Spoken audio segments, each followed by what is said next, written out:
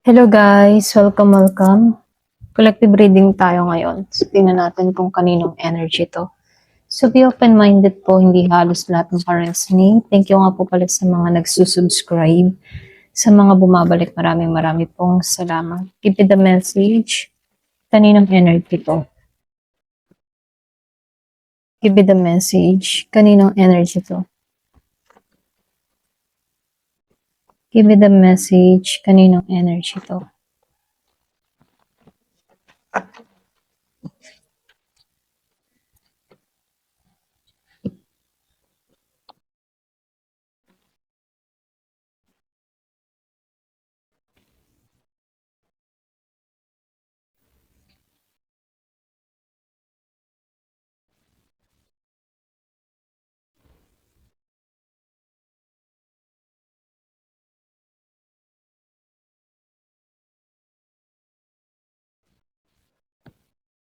So, dito, no? Meron ditong Virgo, Capricorn, Taurus, merong Pisces, Aquarius, and Cancer. Meron ding Gemini, Aquarius, and Libra. Aries, Leo, Sagittarius. Malakas si Taurus, si Pisces, si Capricorn. Meron din nakikitang Aries, Leo.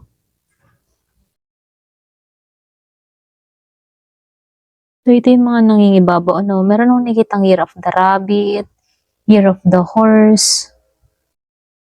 Yung iba sa inyo. Okay, so start na tayo. So, dito, kung kanino man energy to, lumalabas dito. Kung meron mang gumawa ng hindi maganda sa'yo, hindi mo kailangan gumanti rito. Ito lang yung mensahe, Kasi, kusa silang tinatamaan ng consequence ng action nila, okay?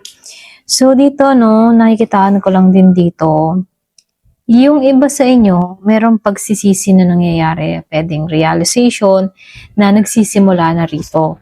Para bang gustong mag-reach out pero alam mo yun, meron ditong tao na gustong mag-reach out sa'yo, pero hindi buo yung loob, okay? Kung meron kang kilalang ganito, pwedeng may malaking atraso sa'yo, merong pagkakamali sa'yo, pero gusto niyang lumapit or magmensahe sa'yo, kaya lang pwedeng nakasubaybay muna, okay? Pwedeng may takot dito. So, nakikitaan ko lang din dito sa Three of Pentacles reverse. Meron akong nakikitang nagkagulo, okay? Pwedeng sa teamwork or pwedeng sa katrabaho. Nakikitaan ko dito, pwedeng kaibigan, Meron akong nakikitang nagkagulo, okay? Hindi sila nagkaintindihan dito or kayo, hindi kayo nagkaintindihan dito. So, pwedeng lovers, kaibigan, katrabaho, okay? Kasi nakikita ko dito, teamwork na hindi nagkaayos. So, merong akong nakikitang inggitan na nangyari, nagkanap. May sablay sa mga nangyari, may mga plano na hindi na natupad, okay? So, nakikitaan ko dito, sa The Devil reverse. So dito unti-unti silang nawawala dito sa toxicity nila Kumbaga, yung behavior nila dito pwedeng nagkakaroon ng realization, pwedeng merong tao dito na alam mo yun, yung tipo na nagkakaroon dito ng pagbabago, okay? So, nakikitaan ko dito kahit masakit yung proseso na nangyayari dito sa tao na to, unti-unti niya nang tinatanggap dito. Kumbaga, napipilitan siyang harapin yung mali na ginawa niya rito. Okay? So, nakikitaan ko dito si Five of Cups and si Page of Swords doon, Meron akong nakikitang chismis dito. Pwedeng paninira or spying energy. Pero very immature yung taong ito. Nahuli na or pwedeng nahuli pero bumabalik sa kanila yung mga ginagawa nila. Okay? Kaya huwag kang mag-alala, kahit merong gumagawa sa'yo ng hindi maganda, sa kanila din naman tumatama. Kumbaga, yung kinikilos or yung ginagawa nila, binabalikan sila dito. So, nakikitaan ko lang din dito.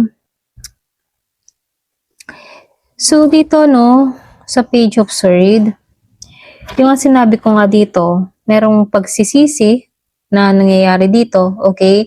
Malalim yung regret na nagaganap dito, okay? Panghihinayang.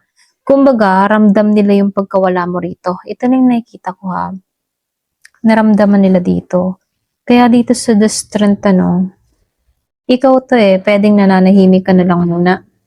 Para bang tahimik ka, pero matatag yung energy mo rito, no? Hindi ka gumagante. Para bang hinahayaan mo na lamang or pwede rin pinapaubaya mo na lang kay tadhana, kay God, ganun yung atake mo dito, no? Pero mas lalo kang lumalakas dito. Kasi dito, sa Four of Wands, ikaw to kumbaga, dahil hinahayaan mo, hindi ka pumapatol dito, mapayapa yung isipan mo, okay? Kasi pinagpapasudyos mo na lang ang lahat. So, lumalabas dito, merong support system na nangyayari sa'yo, pwedeng sa family mo, at maging sa mga kaibigan mo, no? Merong mga tumutulong sa'yo para maibsan tong mga nangyayari sa buhay mo, okay? Kumbaga, gumagaan yung buhay mo or yung paligid mo dahil sa mga taong nasa paligid mo na sumusuporta sa'yo, mga mahal mo sa buhay. So, nakikitaan ko dito sa Six of Wands reverse. Kasi itong mga taong ito, sila naman yung nawalan, hindi ikaw. Ito lang nakikita ko. Kumbaga, yung karma dito, nababalance na pagdating sa'yo, no? Kung ano man yung binigay nila, yun din yung bumabalik sa kanila dito. Kaya, nagiging patas ng lahat, okay? So, nakikitaan ko lang din dito, no? May umalis sa sitwasyon. Ito lang nakikita ko. Either sila, yung napilitang bumitaw rito, no? Ikaw yung tuluyang nagmo-moving on, okay? Para bang hinahayaan mo na lamang, okay? Diretso ang buhay, okay? Ganun-ganun yung energy mo dito. Nagiging ka pa rin, malawak yung pangunawa mo, nagiging positive ka pa rin.